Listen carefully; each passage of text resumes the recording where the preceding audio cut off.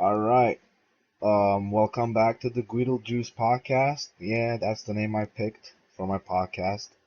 There's a funny story that I can talk about after I read this chapter. Um, as of now, we were reading the Hellbound Heart. We just finished the first chapter, so I'm gonna start with the second one. Let's see how it goes. The Hellbound Heart by Clive Barker, Chapter 2. It's not quite what I expected, Julia commented as they stood in the hallway. It was twilight, a cold day in August. Not the ideal time to view your house that had been left empty for so long. It needs work, Rory said. That's all. It's not been touched since my grandmother died. That's the best part of the 3 years. And I'm pretty sure she never did anything to it towards the end of her life. And it's yours? Mine and Frank's. It was willed to us both. But when was the last time anybody saw Big Brother? She shrugged, as if she couldn't remember, though she remembered very well. A week before the wedding. Someone said he spent a few days here last summer, rotting away, no doubt. Then he was off again. He's got no interest in property. But suppose we move in, and then he comes back, wants what was his. I'll buy him out. I'll get a loan from the bank and buy him out. He's always hard up for cash. She nodded, but looked less than persuaded. Don't worry, he said, going to where she was standing and wrapping his arms around her. The place is ours, doll. We can paint it and pamper it and make it like heaven. He scanned her face. Sometimes, particularly when doubt moved her, as it did now, her beauty came close to frightening him. Trust me, he said. I do. All right then. We'll say we start moving in on Sunday. Sunday. It was still the Lord's Day up to this end of the city. Even if the owners of these well-dressed houses and well-pressed children were no longer believers, they still observed the Sabbath. A few curtains were twitched aside when Luton's van drew up, and the unloading began. Some curious neighbors even sauntered past the house once or twice, on the pretext of walking the hounds, but nobody spoke to the new arrivals, much less offered a hand with the furniture. Sunday was not a day to break sweat. Julia looked after the unpacking, while Rory organized the unloading of the van, with Luton and Mad Bob providing the extra muscle. It took 4 round trips to transfer the bulk of the stuff from Alexandra Road, and at the end of the day there was still a good deal of bric-a-brac left behind to be collected at a later point. About 2 in the afternoon, Kirsty turned up on the doorstep. Came to see if I could give you a hand, she said, with a tone of vague apology in her voice. Well, you'd better come in, Julia said. She went back into the front room, which was a battlefield in which only chaos was winning, and quietly cursed Rory. Inviting the lost soul round to offer her services was his doing, no doubt of it. She would be more of a hindrance than a help. Her dreamy, perpetually defeated manner set Julia's teeth on edge. What can I do? Kirsty asked. Rory said, Yes, said Julia. I'm sure he did. Where is he? Rory, I mean. Gone back for another van load, to add to the misery. Oh. Julia softened her expression. You know it's very sweet of you, she said, to come round like this, but I don't think there is much we can do just at the moment. Kirsty flushed slightly. Dreamy she was, but not stupid. I see, she said. Are you sure? Can't... I mean, maybe I could make a cup of coffee for you. Coffee, said Julia. The thought of it made her realize just how parched her throat had become. Yes, she conceded. That's not a bad idea. The coffee-making was not without its minor traumas. No task Kirsty undertook was ever entirely simple. She stood in the kitchen, boiling water in a pan it had taken a quarter of an hour to find, thinking that maybe she shouldn't have come after all. Julia always looked at her so strangely, as if faintly baffled by the fact that she hadn't been smothered at birth. No matter. Rory had asked her to come, hadn't he? And that was invitation enough. She would not have turned down the chances of his smile for 100 Julias. The van arrived 25 minutes later, minutes in which the woman had twice attempted and twice failed to get a conversation simmering. They had little in common.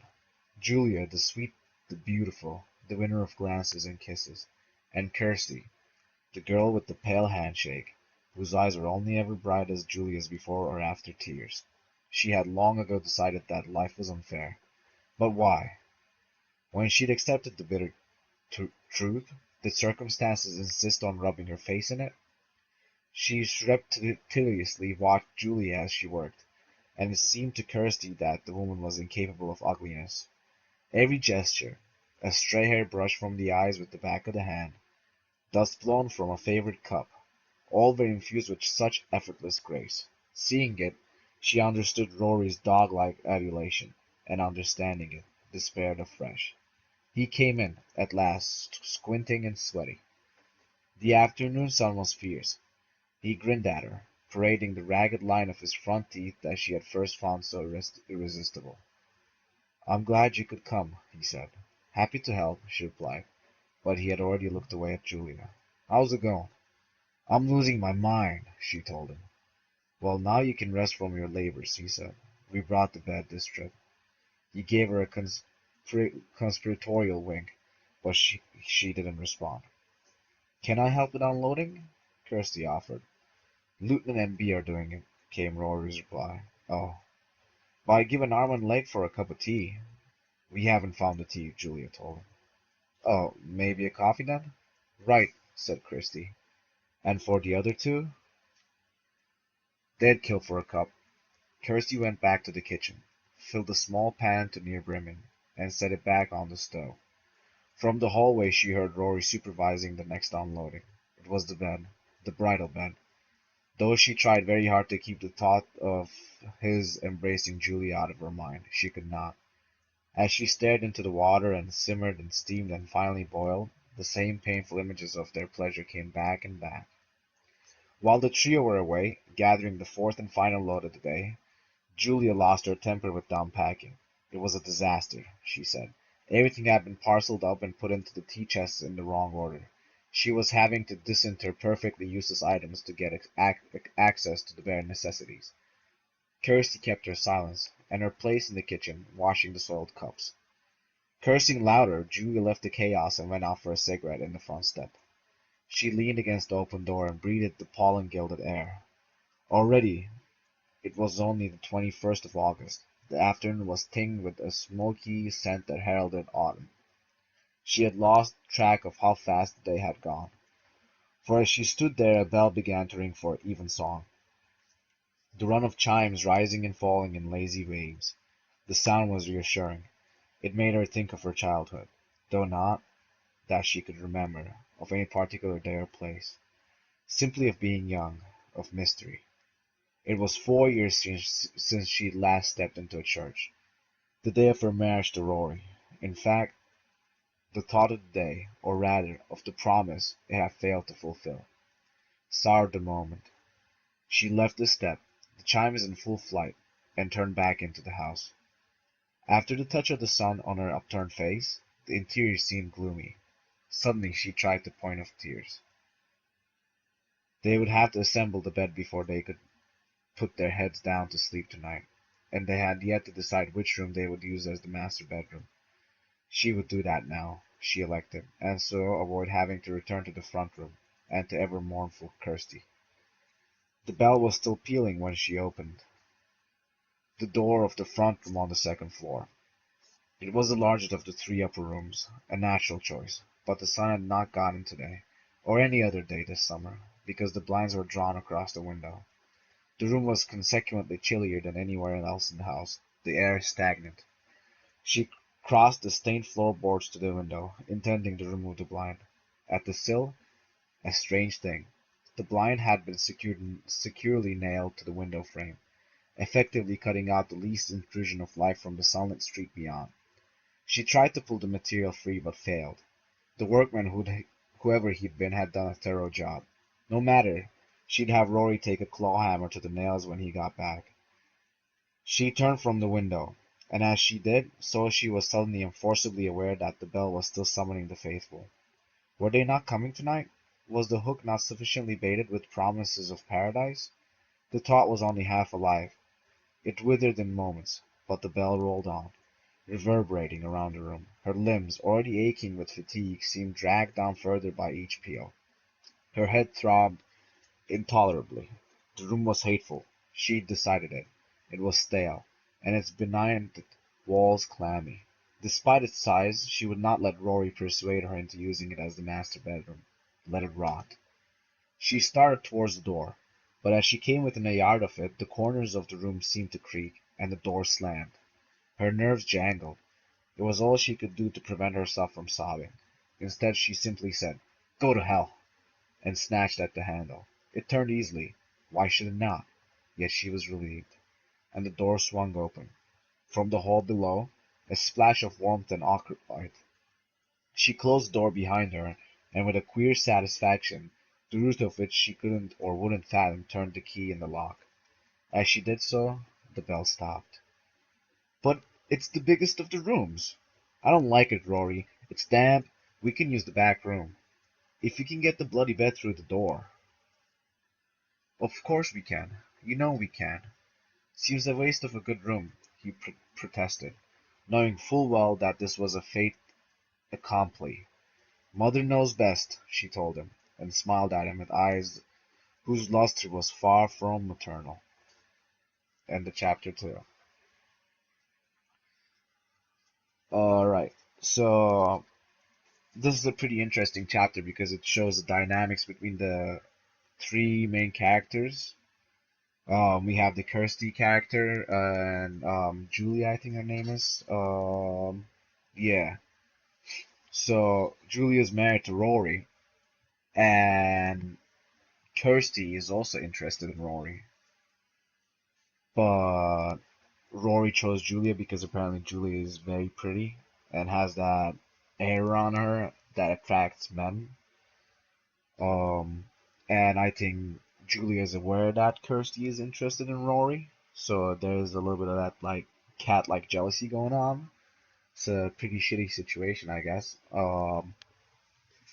But yeah, we got the dynamics going on. Rory's the oblivious male character in the book.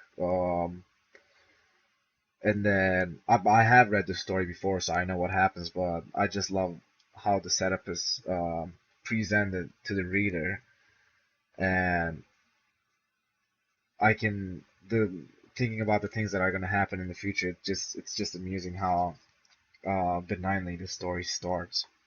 But I think I have enough time actually to read another chapter, so I think I'll go through chapter 3 too. I'll finish that out, and then we can talk about more stuff after that. But yeah, here we go with chapter 3. The seasons long for each other, like men and women, in order that they may be cured of their excesses. Spring, if it lingers more than a week beyond its span, starts to hunger for summer, to end the days of perpetual promise. Summer, its turn, soon begins to sweat for something to quench its heat. And the mellowest of autumns will tire of gentility at last, and ache for a quick, sharp frost to kill its fruitfulness. Even winter, the hardest season, the most implacable, dreams, as February creeps on, of the flame that will presently melt it away. Everything tires with time, and starts to seek some opposition, to save it from itself. So August gave way to September, and there were few complaints. With work, the house on Lodovico Street began to look more hospitable. There were even visits from neighbors, who, after sizing up the couple, spoke freely of how happy they were to have number 55 occupied again. Only one of them made any mention of Frank, referring in passing to the odd fellow who had lived in the house for a few weeks the previous summer. There was a moment of embarrassment when Rory revealed the tenant to have been his brother, but it was soon glossed over by Julia, whose power to charm knew no bounds. Rory had seldom made mention of Frank during the years of his marriage to Julia, though he and his brother were only 18 months apart in age, and had, as children, been inseparable. This Julia had learned on an occasion of drunken reminiscence, a month or two before the wedding, when Rory had spoken at length about Frank. It had been melancholy talk. Excuse me. The brothers' paths had diverged considerably once they had passed through adolescence, and Rory regretted it. Regretted still more the pain Frank's wild lifestyle had brought to their parents. It seemed that when Frank appeared once in a blue moon from whichever corner of the globe he was presently laying waste, he only brought grief. His tales of adventures in the shallows of criminality, his talk of whores and petty theft, all appalled their parents. But there had been worse, or so Rory had said. In his wilder moments Frank had talked of a life lived in delirium, of an appetite for experience that conceded no moral imperative. Was it the tone of Rory's telling, a mixture of revulsion and envy, that had so piqued Julia's curiosity? Whatever the reason, she had been quickly seized by unquenchable curiosity concerning this madman. Then, barely a fortnight before the wedding, the black sheep had appeared in the flesh. Things had gone well for him of late. He was wearing gold rings on his fingers, and his skin was tight and tanned. There was little outward signs of the monster Rory had described. Brother Frank was smooth as a polished stone. She had succumbed to his charm within hours.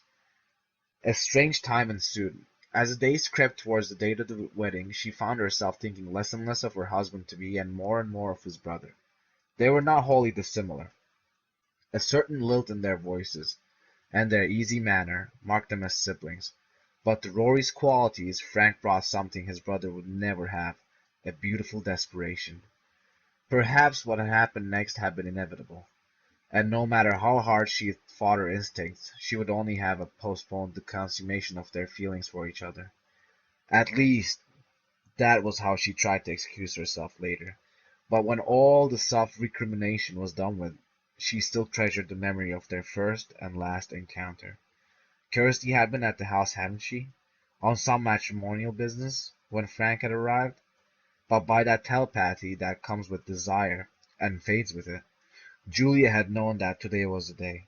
She'd left Kirsty to her list-making of such like, and taken Frank upstairs on the pretext of showing him the wedding dress. That was how she remembered it.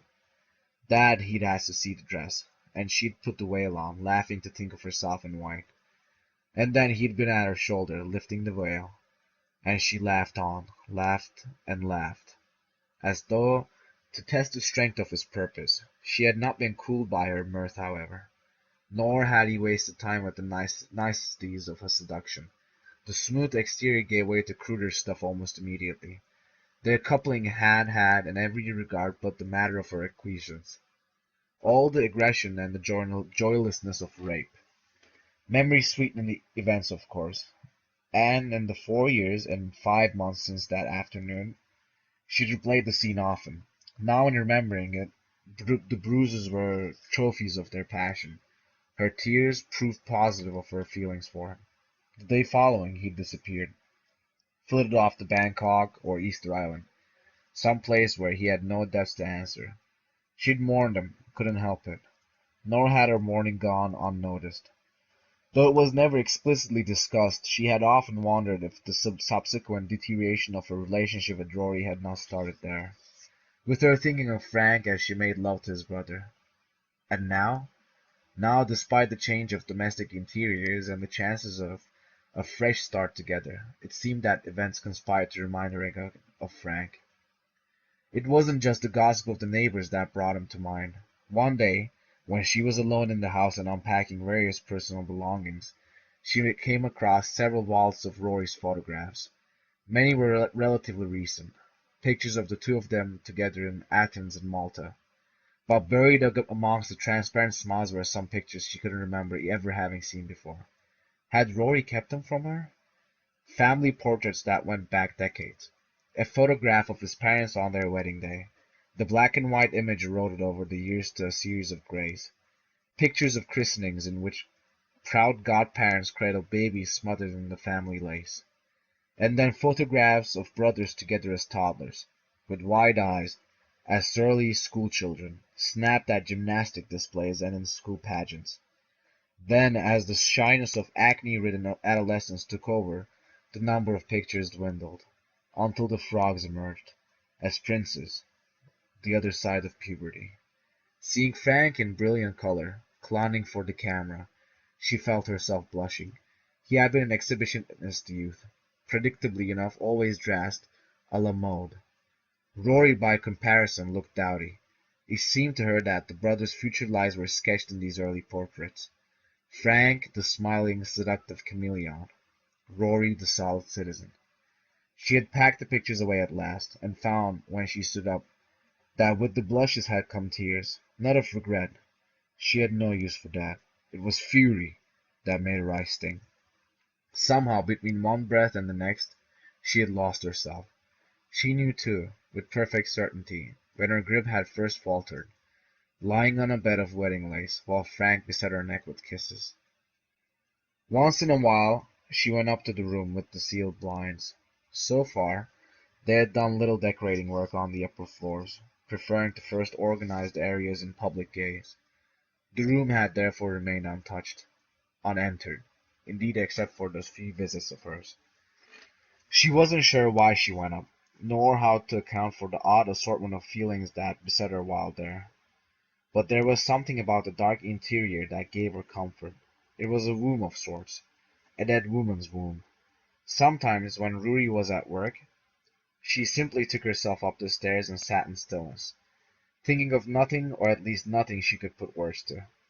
These sojourns made her feel oddly guilty, and she tried to stay away from the room when Rory was around. But it wasn't always possible. Sometimes her feet took her there without instruction to do so. It happened thus that Saturday, the day of the blood. She had been watching Rory at work on the kitchen door, chiseling several layers of paint from around the hinges, when she seemed to hear the room call. Satisfied that he was thoroughly engrossed in his chores, she went upstairs. It was cooler than usual, and she was glad of it. She put her hand to the wall, and then transferred her chilled palm to her forehead. No use, she murmured to herself, picturing the man at work downstairs. She didn't love him, no more than he, beneath his infatuation with her face, loved her. He chiseled in a world of his own. She suffered here, far removed from him. A gust of wind caught the back door below. She heard it slam. Downstairs the sound made Rory lose his concentration. The chisel jumped its groove and sliced deeply into the thumb of his left hand. He shouted as a gush of color came. The chisel hit the floor. Hell and damnation! She heard but did nothing. Too late she surfaced through a stupor of melancholy to realize that he was coming upstairs, fumbling for the key and an excuse to justify her presence in the room. She stood up, but he was already at the door, crossing the threshold, rushing towards her. His right hand clamped ineptly around his left. Blood was coming in abundance.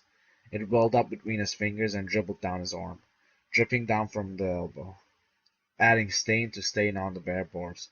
"What have you done?" she asked him. "What does it look like?" he said through gritted teeth. "Cut myself." His face and neck had gone color of window putty. She had seen him like this before. He had on occasion passed out at the sight of his own blood. "Do something," he said queasily. "Is it deep?" "I don't know," he yelled at her. "I don't want to look." He was ridiculous, she thought, but this wasn't the time to give vent to the contempt she felt. Instead, she took his bloody hand in hers, and while he looked away, prized the palm from the cut. It was sizable, and still bleeding profusely. Deep blood, dark blood. "I think we'd better take care of you to the hospital," she told him. "Can you cover it up?" he asked, his voice devoid of anger now. "Sure, I'll get a clean binding. Come on." "No," he said, shaking his ashen face. "If I take a step, I think I'll pass out." "Stay here, then," she soothed him. "You'll be fine." Finding no bandages in the bathroom cabinet, the equal of the staunching, she fetched a few clean handkerchiefs from his drawer, and went back into the room. He was leaning against the wall now, his skin glossy with sweat. He had patted in the blood he'd shed. She could taste the tang of it in the air. Still quietly reassuring them that he wouldn't die of his 2-inch cut, she wound a handkerchief around his hand, bound it on with a second, then escorted him, trembling like a leaf, down the stairs, one by one, like a child, and out to the car. At the hospital they waited an hour in a queue of the walking wounded before he was finally seen and stitched up. It was difficult for her to know in retrospect what was more comical about the episode, his weakness or the extravagance of his subsequent gratitude. She told him, when he became fulsome, that she didn't want thanks from him, and it was true. She wanted nothing that he could offer her, except perhaps his absence. "Did you clean up the floor in the damp room?" she asked him the following day. They had called it damp room since the first Sunday. though there was not a sign of rot from ceiling to skirting board. Rory looked up from his magazine. Grey moons hung beneath his eyes. He hadn't slept well, so he'd said. A cut finger, and he had nightmares of mortality. She, on the other hand, had slept like a babe. "What'd you say?" he asked her. "The floor," she said again. "There was blood on the floor. You clean it up?" He shook his head. "No." He simply, he said simply, and returned to the magazine. "Well, I didn't," she said. He offered her an indulgent smile. "You're such a perfect Hausfrau," he said. "You don't even know when you're doing it." The subject was closed there. He was content, apparently, to believe that she was quietly losing her sanity. She, on the other hand, had the strangest sense that she was about to find it again. End of chapter 3. So we got a little bit more plot build-up going on in this chapter.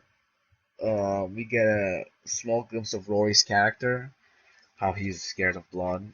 Um, the most interesting part about this chapter and the character building aspect of it is the contempt that Kirsty has against Rory.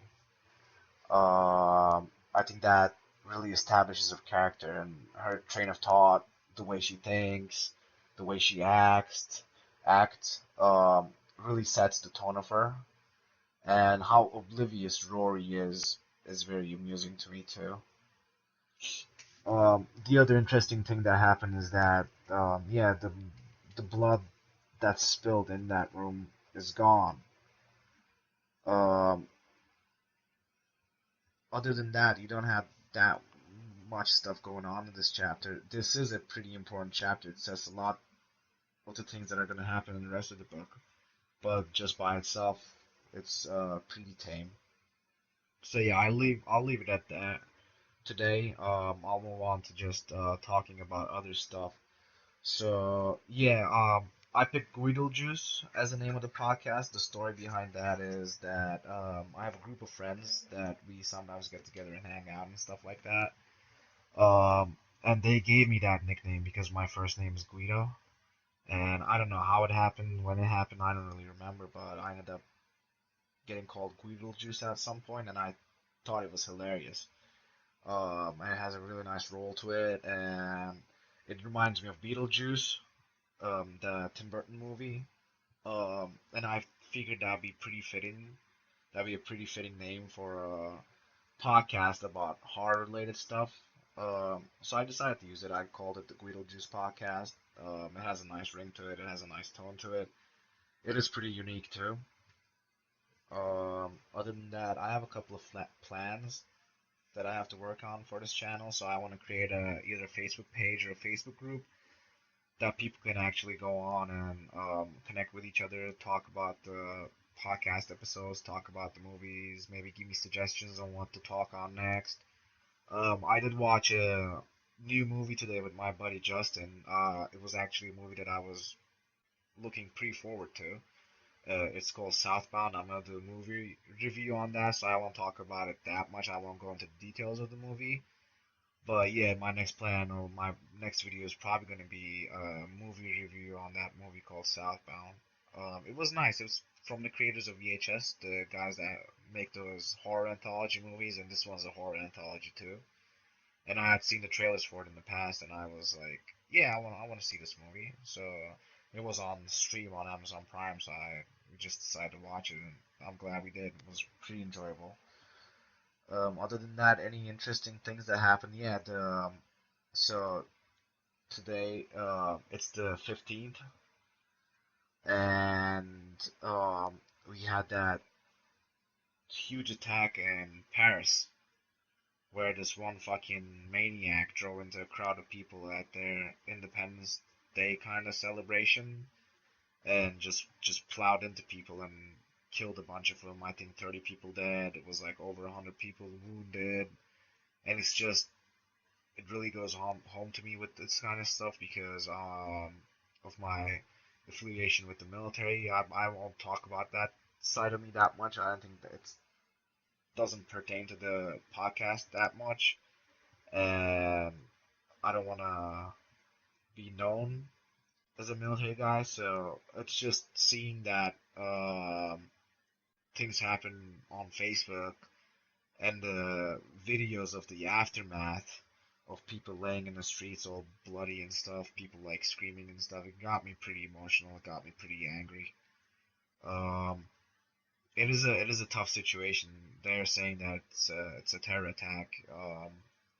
There are a lot of opinions on the subject.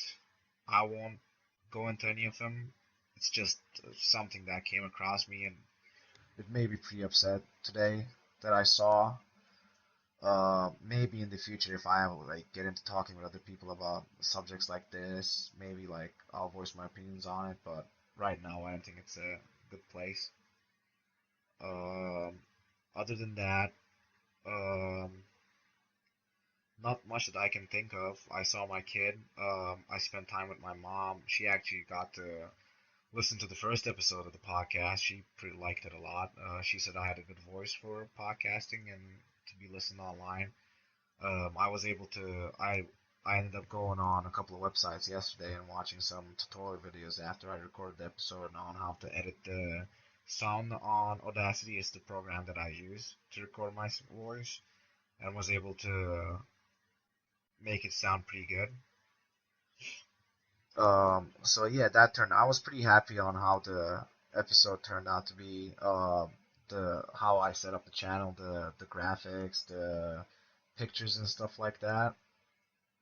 I think it's good looking. Now it's just is the promoting side of it is what I have to work on now. Getting more followers, getting more subscribers. I'm not gonna be the kind of guy that goes, please subscribe, please like, please share with your friends. I think whenever I hear other YouTubers say that stuff, it kind of sounds disingenuous to me. So I figured if a person watches a movie and if he likes it enough to share and subscribe and stuff like that, it's their own prerogative. I'm not gonna ask people to do that. I'll just keep posting on content because I think doing this is good for me too. It puts me out there. It gives me some oratory skills, speech skills, and being able to talk without material in front of me. Just doing a stream of consciousness like what I'm doing right now is a I figured I didn't know how it would work, but it's a skill that you actually have to learn. And I know I'm not good at it right now, but I'll get good at it better. And I think it's a nice skill to learn. It makes it possible for you to talk in front of a lot of people. I've never been bad at that, but this will probably make me better at it. Um, Other than that, what else did I can think of talking? Oh yeah, there was a huge tax on all vapor related things in Pennsylvania today, where now they want a 40% tax on all vapor products on top of a 40% floor tax. So what that means is that all the vape stores in Pennsylvania now have to pay the amount of money that would be 40% of all the on-hand inventory that they have to the state from the get-go. And on top of that, from now on, everything is going to have a 40% tax hike on them. So many of the vapor stores in Pennsylvania are probably end up going out of business, which is horrible for small business owners like that. It's pretty saddening. I work in the vape industry. I've seen the industry help a lot of people get off cigarettes, get off tobacco. I used to be a cigarette smoker. I used to be do chewing tobacco too, and I was able to quit using vapor products. So it really makes me sad seeing how the industry is being shaped right now by America, by the big pharma companies, by big tobacco companies, because now it's getting harder and harder for people who are still currently smoking to get off cigarettes. And the sad part is you look at Britain, who has the Royal College of Physicians, um, which is the organization back in the 60s was the one that came out and said that smoking caused cancer. And America, it took like 2 to 5 years, I think, for America to actually admit that here after they announced that. So the same organization, the Royal College of Physicians, actually came out with a study recently that said that vaping is 95% safer than smoking, and that's a very conservative estimate, and it's probably closer to 99. And there are another bunch of studies that I've read that I can't quote right now that say that like there's no toxic effect, that it's healthy and stuff like that. And the effects of that is that because it's a socialized medical system in Britain, the government of Britain is actually asking people who are smoking to switch to vapor products so that the government doesn't have to pay out of pocket to pay for the medical cost of people who get cancer from cigarettes, and they're supporting their citizens to switch to a healthier alternative, which is vaping. And then you look at America, and you see all the FDA regulations that is gonna bankrupt the industry. You see all the state level regulations that are trying to be imposed on the industry, like the flavor bans, the tax hikes, um, the FDA's regulatory process that just got passed, where you have to go through a board of approval for every single SKU number of a vapor product in a store, which is completely going to devastate the whole vapor industry here. And it just saddens me to see this stuff.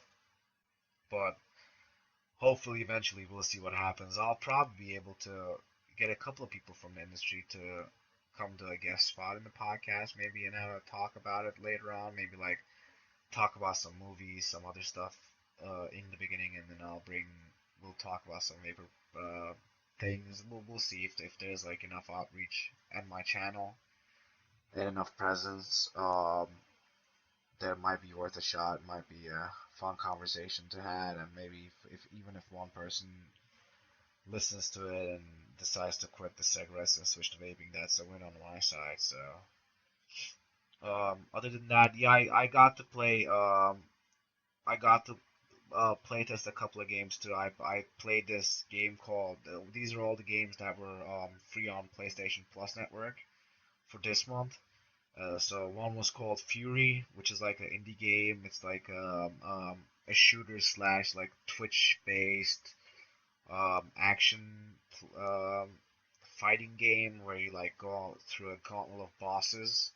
You play as a swordman ninja type of character that can shoot guns and shit, and you fight a progression of harder and harder bosses. But it's like it was very hard. I got stuck on the first boss. I got him down to like one third of his life, and then the sequences that he was going through got harder and harder, and I just got frustrated. I realized I didn't have time to like make myself get better at that game, so I just said fuck it. And then the other game that I tried was I think Kill Strain or something like that, where you play as mercenaries fighting mutants. It was just like a basic territorial conquest slash top down dual stick shooter mechanic. It was cool. The loading menus and everything are pretty cool. They were like all cartoony, like comic book looking. It was an enjoyable game. I didn't delve in too much into it because I had things to do. So, and then the last game I tried was called Paragon, which is a MOBA, which is like a mobile online sport or some shit like that. I don't know the full acronym, but it's a MOBA game, so it's a competitive multiplayer online game. That is like League of Legends or Dota, where you have a map and you're fighting over the control of the map, and there are towers. Your enemies have the enemy team has towers. You have towers. You're trying to destroy the enemy team's towers, and you basically are trying to take their base down. And it's very strategic, and a lot of there's a lot of thought process that goes into the gameplay itself, which skills to use, which upgrades to do, which lanes to take, how to coordinate with your teammates and stuff. So I was able to do a match of that while my friend watched it. It was pretty overwhelming in the beginning with all the information on the screen, but if you give it like 5 minutes, you realize that it's actually a very simple game to play. And I like the character designs too. The graphics were pretty decent, so I might play it again. Well, maybe not. We'll see. Uh, oh yeah, actually the game that really pertains to this channel that I played recently was it was me, Justin, and Zach that got to play it after watching a horror movie together. But it was the Resident Evil the new Resident Evil game, the teaser for it, the teaser demo, which is like a short playable segment that has nothing to do with the game that's gonna come out, but it's just showcasing the technology of the game. And they made it so it's in a self-contained setting and a self-contained story.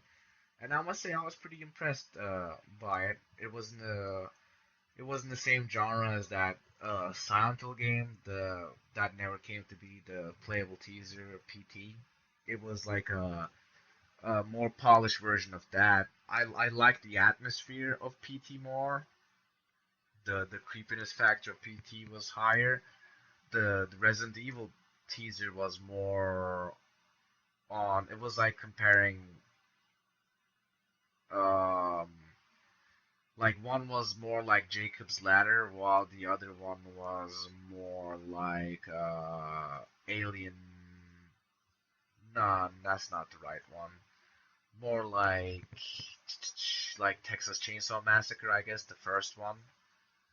So one was more psychologically scary, more unnerving. The things that you saw were more unnerving. The both of these games are on an infinite loop, so what you do in the frame of time that you are in a segment determines what's going to happen in the second loop of the same game, but you're basically doing the same thing over and over again. And there are a couple of endings that you can end up getting to, or you just fail outright and then start again. And the choices that you make in the Resident Evil teaser make more sense. Like the things that you do inside the game affect what's going to happen later on more. What was the word for it? Logically, it affects it more logically. While PT, there was a lot of random shit that there was no way of you figuring out what to do, and you really needed to end up looking at a guide or something like that. It was like speaking, like whispering shit to a microphone that you didn't even know what to whisper, like walking back a couple of steps, walking forward a couple of steps, spinning around, like standing at a particular spot that had no significance for a certain amount of time, and then you had like invisible timers going on before you had to do the next thing. It was just weird. It was pretty cool if you had a guide and followed it, but if you're just playing it by yourself and you're not looking at anything, it was just a cool like technological demo. But yeah, I was pretty impressed with the the teaser for the new Resident Evil game. I feel like the game is going back to its roots. It kind of strayed away from that action type of thing that was going on with Resident Evil 6 and Resident Evil 5, with the main characters punching boulders and like just dispatching zombies left and right like they were 5-year-old kids. But this new one, you actually feel pretty helpless.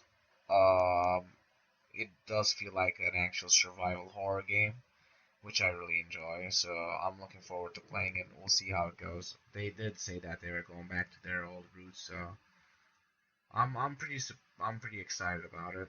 Um, Other than that, um, I think that's pretty much it that I can think of.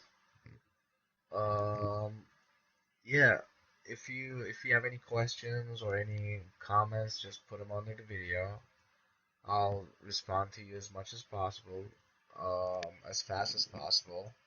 If there's anything that you guys want me to read next after I finish this, you can start putting that under the comments too, and I'll start like a polling thing going on so we can decide what I'll read next.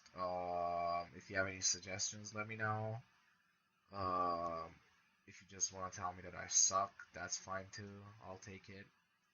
Any criticism's nice. I'm gonna tell you to go fuck yourself, but what's the friendly banter, right? But yeah, I don't know when the next episode is gonna be. Probably another one this week. after that movie review that I'll do. But yeah, stay safe. Watch around you. Be observant. There's a lot of shit that's going on. A lot of like attacks and bombings and stuff like that. So keep your eyes open. If anything looks out of place, it's probably out of place. If it walks like a duck, if it quacks like a duck, it's probably a fucking duck. So alrighty then. Alright guys. See you next time. Stay safe and get fucked. Peace out.